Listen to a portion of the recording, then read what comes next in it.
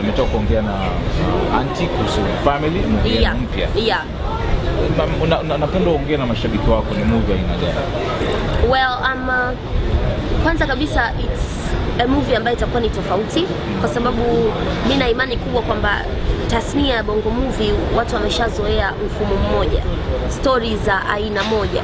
Stories zetu waga most of the time yoga nazitaga stories za makochi na za juisi.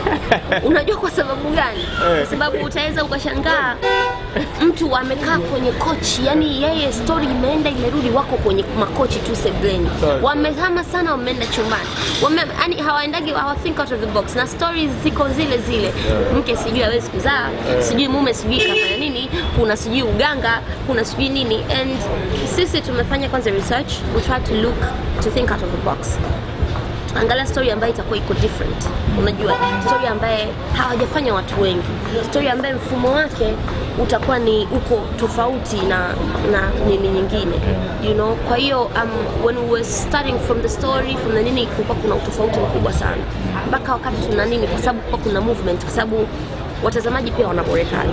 Ukiwa kuna same location labda moja. Hii story yetu kwanza ina movement, story yake iko ni aina yake. Tumehit target nyingine, tumehit kwa sababu it's about cancer, and kwenye story I'm surviving cancer. Na ndio maana kuna kipindi mliniona nimenyoa kabisa kipara. Really? Yeah, that was the time ambayo tuna shoot hiyo movie. Watu wengi walijiuliza kwa nini mama kanyoa kipara, lakini yeah, the aim was to deliver ile kitu ambacho tunataka kudeliver ili kuwa kuna uwasilia.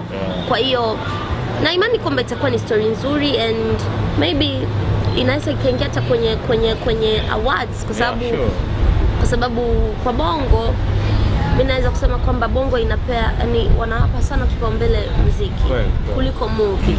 And ndio maana tunajikuta kuna awards vya ajabu vidogo ambavyo havina impact, unajua. Lakini if we start taking it seriously, naweza kusema kwamba watu watakuwa wana fight, yani wanashindana ili tu waingie kwenye awards, kwa sababu wasanii wa muziki wanashindana kwa sababu wanajua kuna kili. You know, kwa sababu tutakutana kwenye kili. You know, sasa sisi tunakutana wapi? Ndio maana unaona kwamba soko la movie limeshuka ever since Kanumba passed. Yani hakuna ile challenge kwenye movie. Everybody is like relaxed. Kila mtu anajiona bana, tutafanya tu. Na tukifanya tutafanya bora liende. Wewe una kitu fulani, twende pale tu. And nothing is taken seriously, you know. So I think tukianza maybe kama kutakutokea mtu, mimi ningekuwa na uwezo na kama bilioni zangu 2 za kuinvest kwenye movie awards, kwa sababu this thing inahitaji mtu ambaye anaweza kuinvest, ajue kabisa kwamba anaacha kazi, anafanya kazi.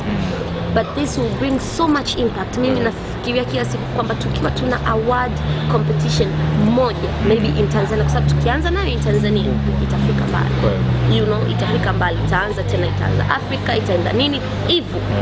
Lakini if tunafanya tu kwa sababu ya kumpelekea muhindi steps tukauze, tupate vimilioni vyetu kadhaa, tukae tule tunywe, yani itakuwa ndio hivyo same story every day, you know.